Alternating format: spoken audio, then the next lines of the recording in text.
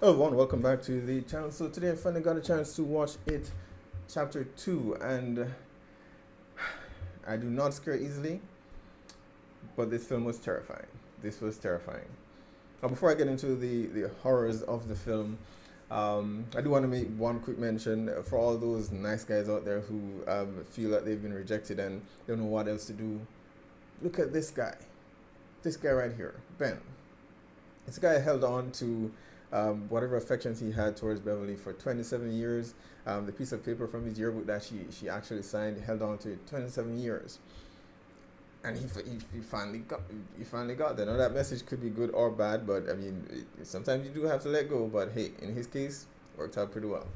Um, and interestingly enough, I don't recall the actor's name, but I do remember watching him from Beauty and the Beast, or the CW version of Beauty and the Beast, which started off pretty good. I don't believe I finished the series in its entirety, but he was good in it, and he was actually fantastic here. Who would have thought, right? I mean, go in a role where he's standing next to all these named actors. He did a fantastic job. I felt he did a fantastic job. Now, one of the more poignant themes throughout this the entire film is that the things that we do and the things that are done to us when we are as kids inevitably affect us as we get older, and nothing was more obvious in Ben's relationship with Bev, but at the same time, again, it speaks about balance, right? And we see this by the end. Bill asked Mike what changed. We've left the town once again, but we still remember. And his response was, okay, it could be that because Pennywise is dead, or it could be that the things that we actually do want to remember, outweigh the things that we'd rather forget. And that was the takeaway for me. That was the huge takeaway for the entire film. And we look at their lives. Richie himself, who it's still pretty much. Richie was one of the few characters who changed very little, right? And that he was a joker back then. And interestingly enough, Bill Hader was the standout for me for this film, and he was just a clear standout. Even among some of the more well-known actors, he was a standout. And it's interesting because I mean, last the previous film, his character was essentially the same, but for me, I think Eddie, actually, Eddie, in the very first It film, Eddie was the standout for me. Well, for many people, it was Finn Wolfhard who was playing Richie, but for me, I loved Eddie in the first movie, but now it's actually Bill Hader playing Richie. And interestingly so, because for the most part of the film, he actually played the comedic role, the guy who's constantly drawing attention in the room by cracking jokes. But by the very end, he had a very dramatic role, and he showed that he can make that transition, and he did it fantastic. It was brilliant. So the things that happen and things that are done to us affect us. For Bev, she had an abusive father, and then she ended up with an abusive husband. So that seems to be the monster aside. That seems to be the overarching theme for the film and the It franchise as a whole. And this is where it really stands out, and Muschietti does a fantastic job with this, because he continues to show that horror itself can transcend the typical the genre. When you think horror, we just think of jump scares and we just focus on the supernatural elements, but he really managed to flesh out these characters, give us characters that we care about, that if they should die, we would care. Oftentimes we'll watch a horror movie and this guy dies off, okay, it's just funny, he dies, okay. We're not really attached to the characters when they die. It's more the shock and the awe in how they're actually killed. But here we care more about why they're killed, because Pennywise in effect brings out their fears, the things that they're afraid of the most. So that was brilliantly done. Andy did a fantastic job. One of the things I did go, admittedly, I did go in thinking, okay, I want to see how he would address this, because we have actors who are portraying characters 27 years later, right? And how would you transition that so the audience knows, which characters are which actors here? And while watching the movie, actually, interestingly enough, this young lady that was sitting beside me, with her spouse, and I believe he knew who the characters were. They both watched the two films, the very first, and we're now watching the second.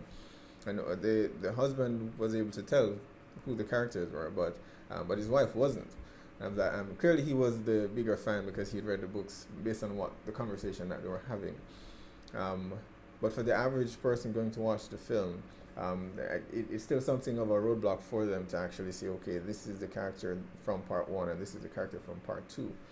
And it was an obstacle for sure, but I believe what the film did really well was utilizing flashbacks during certain pivotal moments in the film itself to actually, kind of cement who the characters are compared to who they were in the last film.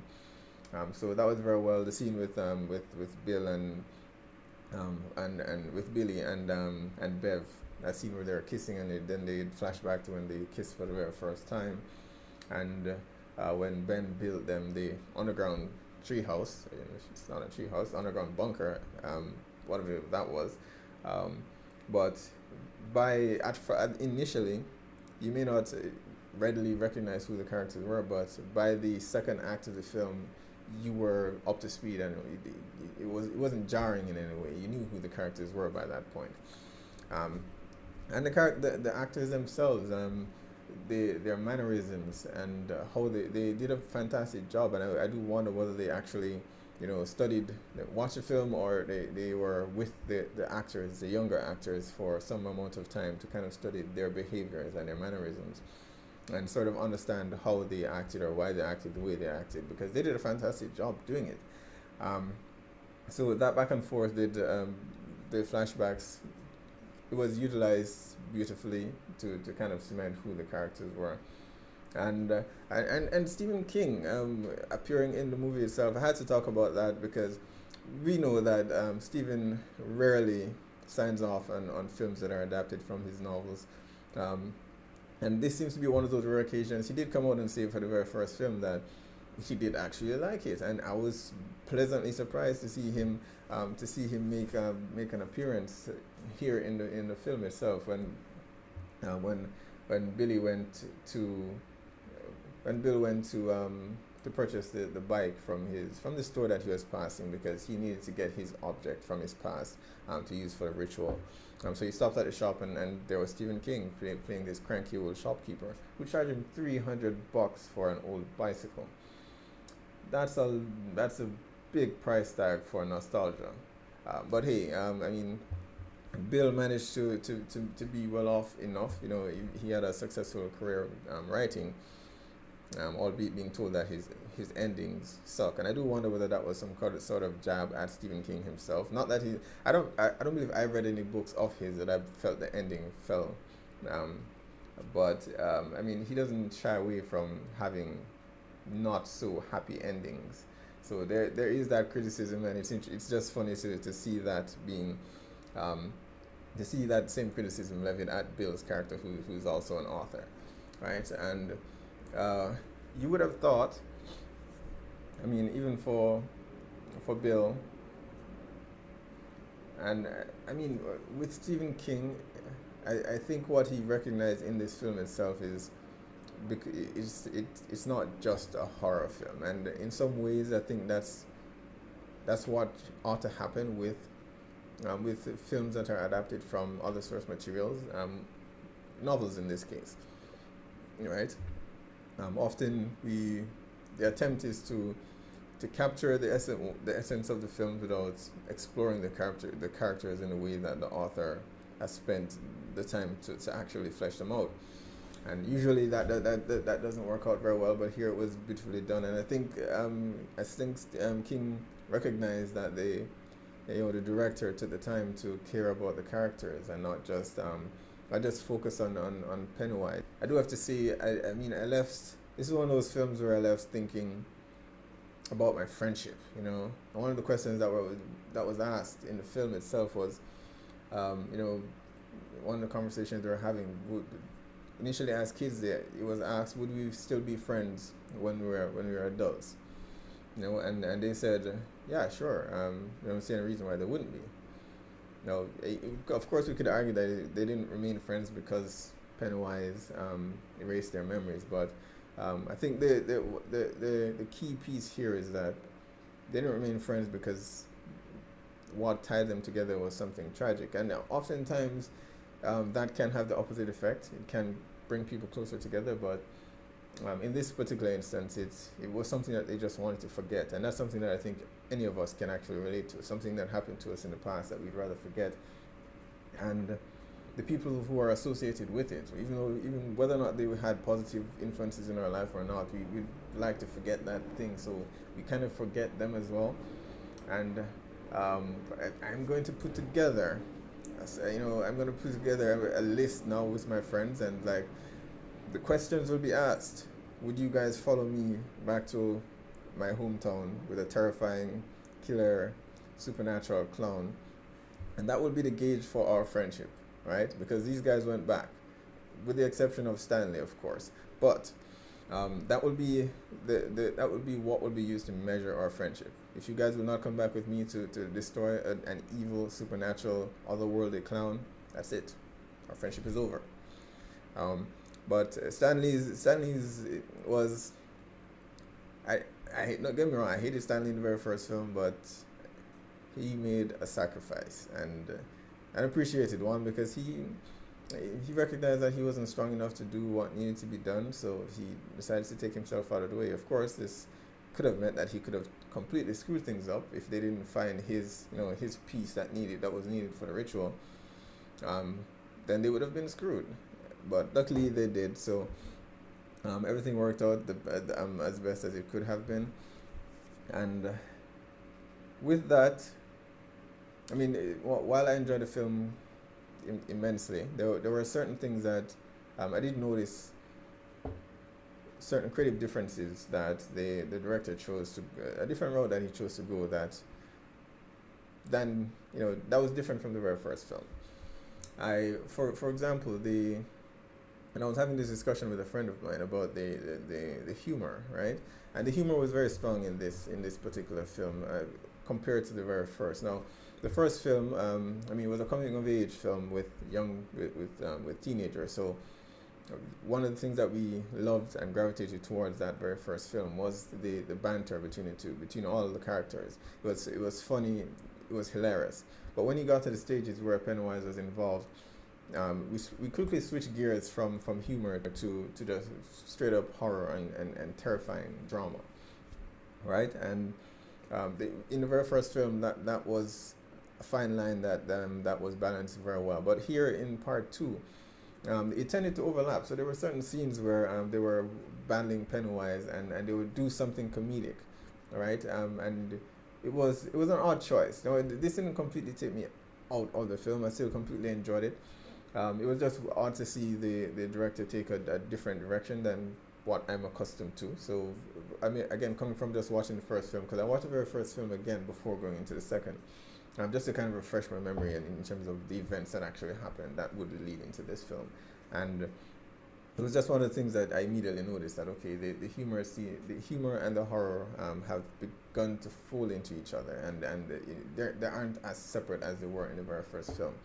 So again, this doesn't take away from the film itself. It's just something that was a different approach that the director chose to take. And for this film, it worked because they are adults, and it's at times it's how we deal with things when we are afraid, right? And now that they're older, now that they're adults, oftentimes when we're scared, we deal with things in weird ways. There are some adults who actually, when they're scared, they actually start to laugh as opposed to scream or something like that, right? So it didn't completely take me out of the film, just a different a creative choice that the director chose to make for this second film. And in addition to that, there's the jump scares. Well, one of the things that I felt was done beautifully in the very first film was was effective use of the jump scares. Now, when you watch a traditional horror film, of course, the scares are so predictable that oftentimes um, you're not phased by them because you know that they're actually coming. And one of the things that they did beautifully in the very first film was they would take you down a path. You would think that you'd see a scare coming. You'd think that that is a scare, but then it's a misdirect, and then there's something else here to scare you. And it was done beautifully in the very first film, and I felt that was sort of missing from from this film, from the sequel. The scares were, and it could potentially be that the scares were more frequent in this film than they were in the first. So there were a lot more jumps and a lot more scares, like, because the characters each had to go on their own journey to kind of find themselves and find that moment that they encountered Pennywise in Derry that changed their lives essentially forever. So it could be that we had more scary moments in this film, so it was more noticeable. But the jump scares that were here, there were some creative ones. There were definitely some creative ones, but for the most part, you actually knew they were coming. So that was something, again, in comparison to the very first film, that was just more apparent. But overall, I absolutely love the film. Pennywise himself, Skarsgård continues to do a fantastic job. The budget was turned up to 11 clearly because all the things that they were not able to do in the very first film, they did it. Your mind will be blown. They did it this film. So I absolutely loved it. The writing, the direction, the music, the characters, the actors were fantastic. The casting was just fantastic. So I came out of this wanting more, freaked out for the duration of the night, thinking about my childhood and the things from my past that could potentially come back to haunt me.